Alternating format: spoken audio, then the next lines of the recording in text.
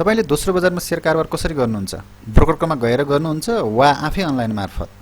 अनि शेयर किन्दा वा बेच्दा शेयर संख्याको छनौट कसरी गर्नुहुन्छ? बेच्न चाहेको शेयर सबै एकैपटक बेच्नुहुन्छ वा किन्न चाहेको शेयर संख्या सबै एकैपटक किन्नुहुन्छ? कसरी कारोबार गर्दा बढी फाइदा होला? सोच्नुस् त। कसरी किन्दा ठीक होला वा कसरी बेच्दा ठीक होला? हो, यो भिडियोमा आज यस सम्बन्धी केही महत्त्वपूर्ण टिप्स वा जानकारी दिन्छु। त्यो पनि नाफा घाटा हिसाब गरेर स्क्रिनमा देखाएर प्रयोगात्मक जानकारी दिनेछु। भिडियो दमदार हुनेवाला छ, अन्त्यसम्म हेर्नु होला है। यो च्यानललाई सब्स्क्राइब गर्न भुल्नु भएको भए मुनि सब्स्क्राइब लेखेको रातो बटनमा छुनुस् र छेउको घन्टीलाई मजाले बजाउनुस्। तपाईको एक सुकको पैसा लाग्दैन, बरु यस्तै महत्त्वपूर्ण काम लाग्ने जानकारी सबैभन्दा पहिला तपाईले आफ्नो मोबाइलमा टक्क देख्नुहुनेछ। त्यसैले पहिला चाहिँ यो च्यानललाई सब्स्क्राइब गरिहाल्नुस्। अनि त म तपाईले खोजेको राम्रो शेयर टिप्स लिएर आइरहनेछु नि। तपाईले सब्स्क्राइब गरिदिनु भयो, लाइक शेयर गरिदिनु भयो भने त मलाई पनि नयाँ दामी आइडियावाला भिडियो बनाउने जाँगर चल्छ नि। मेरो जाँगर र मेहनत तपाईकै हातमा त छ नि। त्यसैले यो च्यानललाई सब्स्क्राइब गरेर अगाडि बढौँ है त। आउनुस् अब सुरु गरौँ आजको नयाँ ब्रान्ड न्यू एपिसोड। नमस्कार, तपाईलाई स्वागत छ शेयर ज्ञान च्यानलमा। म हुँ देव गुरागाई। के तपाईँ शेयर बजारमा नयाँ हुनुहुन्छ अथवा शेयर सम्बन्धी केही ज्ञान छैन? त्यसो भए आउनुहोस्, आज म तपाईलाई शेयर सम्बन्धी केही नयाँ एवं महत्त्वपूर्ण जानकारी दिन चाहन्छु। आर्थिक विषयवस्तु भएकोले कृपया भिडियो अन्त्यसम्म हेर्नुहोला।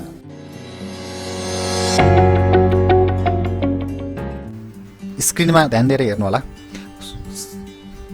ब्रोकर मार्फत शेयर कारोबार गर्दा र अनलाइन मार्फत आफैले शेयर कारोबार गर्दाखेरि के फरक छ भन्ने कुरा सुरुमा हेरौँ है त। यो बाई अर्डरमा हेरौँ है त। 500 किता शेयर तपाईँले किन्न चाहनुभएको छ शिखर इन्सुरेन्स कम्पनी लिमिटेडको शेयर, र त्यो कम्पनीको शेयर चाहिँ बजार खोल्दा अथवा एलटिभी लास्ट डेट प्राइस चाहिँ 1000 रुपियाँमा भइरहेको छ है। र तपाईँले ब्रोकरलाई आदेश दिनुभयो कुनै माध्यमबाट फोन गरेर, मेसेज गरेर, इमेल गरेर अथवा वहीँ गएर ब्रोकरकोमै गएर फर्म भरेर मलाई 500 किता शेयर किनिदिनुहोस् शिखर इन्सुरेन्स कम्पनी लिमिटेडको भनेर तपाईँले ब्रोकरलाई भन्दाखेरि अब ब्रोकरले त एलटिपी हेर्ने हो है। मार्केट प्राइस कति छ त भन्दाखेरि 1000 रुपियाँ छ। तपाईँले हदैहद घटाएर किनिदिनुहोस् भन्नुभयो भने 2% घटाउनु होला। 2% घटाउँदाखेरि कति हुन्छ त 980 रुपियाँ हुन्छ। र तपाईँले त्यति गरेपछि तपाईँको शेयर ब्रोकरले कि त 1000 रुपियाँमै किनिदिन्छन् मार्केट प्राइस भनेर, कि त बजार घट्दो ट्रेन्डमा भएदेखि 2% घटेर 980 रुपियाँमा शेयर तपाईँको आउँछ। अब त्यो कम्पनीको शेयर त्यो दिनको बजारमा घट्दो ट्रेन्डमा देखिरहेको छ है। अब तपाईँले 500 किता अर्डर दिनुभयो, शेयर तपाईँको आइसक्यो। तपाईँको खल्तीमा पैसा 5 लाख रुपियाँ थियो, तपाईँको पैसा त सिधै खल्तीको।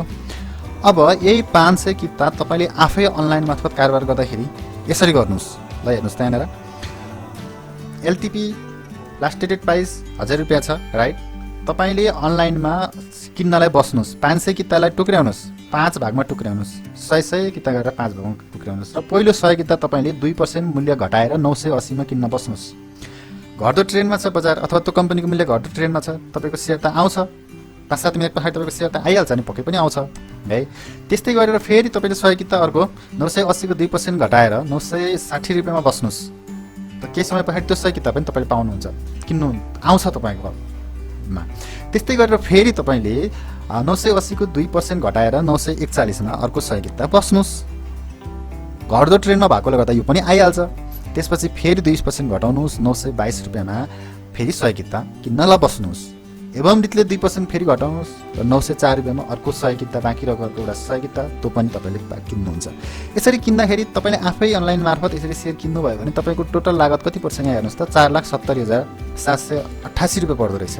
अब त्यही तपाईँले त्यही 500 किता चाहिँ ब्रोकरलाई किन्न अर्डर दिनुभएको भए कि त 5 लाख रुपियाँ पर्थ्यो, हदै हद कम भएदेखि 4,90,000 रुपियाँ पर्थ्यो।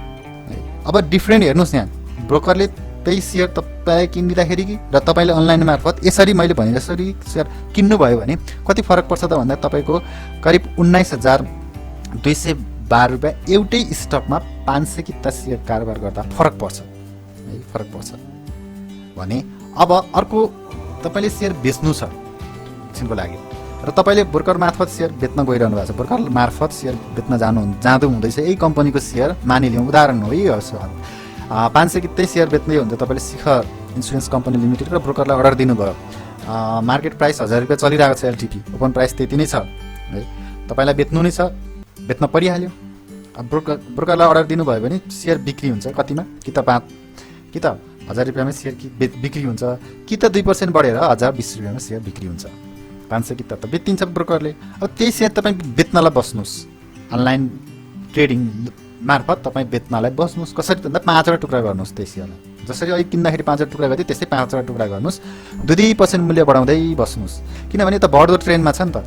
अब यहाँ बजार बढ्दो ट्रेन्डमा सेयर बेच्ने हो र घट्दो ट्रेन्डमा सेयर किन्ने हो।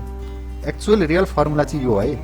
तपाईँ बजार बढ्दैछ, आफूसँग भएको स्टक पहिले किन्नु भएको थियो, के प्रफिट छ, अब बेच्दै जानु पर्यो भन्ने तपाईँलाई लागेको है। तपाईँले यसरी सेयर टुक्रिएर 2% बढाउँदै तपाईँले 5 वटा टुक्रा गर्नुहोस् र तपाईँको सेयर 1000 रुपियाँदेखि 1100 सम्ममा यो सेयर बिक्छ है।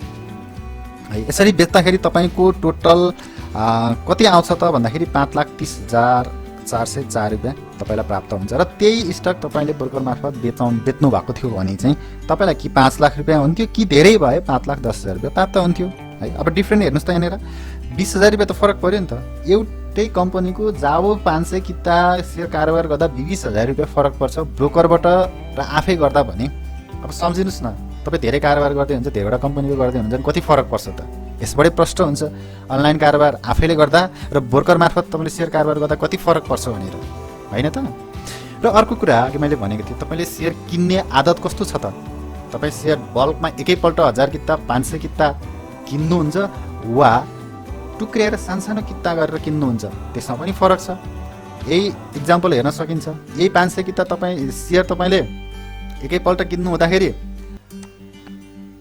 र यसलाई टुक्रिएर घट्दो ट्रेन्डमा अथवा बढ्दो ट्रेन्डमा चाहिँ सोही अनुसार कारोबार गर्नुभयो भने यहाँबाट पनि प्रफिट हुन्छ। त्यही भएर सेयर किन्दा वा बेच्दा सकभर बजारको ट्रेन्ड हेरेर एकमुष्ट कारोबार गर्ने भन्दा पनि टुक्रिएर कारोबार गर्दाखेरि बजारबाट प्राप्त हुने अपर्च्युनिटी प्रफिट चाहिँ हदभन्दा हद प्राप्त गर्न सकिन्छ यसबाट। यो उदाहरणबाट तपाईँलाई प्रष्ट भयो होला कि सेयर कारोबार गर्दा ब्रोकर मार्फत गर्दा अथवा अनलाइन कारोबारबाट गर्दा के फरक हुन्छ र कति नाफा घाटा हुन्छ भन्ने कुरा यो सिटबाट पक्कै पनि प्रष्ट थाहा पाइसक्नु भएको छ होला। भिडियो कस्तो लाग्यो? अन्तिमसम्म भिडियो हेरिदिनु भएकोमा धेरै धेरै धन्यवाद। यस्तै जानकारीमूलक भिडियो फेरि लिएर आउनेछु। त्यतिन्जेलसम्मको लागि बिदा दिनुहोस्। हस्त नमस्कार। कृपया यो च्यानललाई सब्स्क्राइब गरिदिनु होला र छेउमा रहेको घन्टीमा छुनुहोस्, त्यसपछि अल बटनमा छुनुहोस्।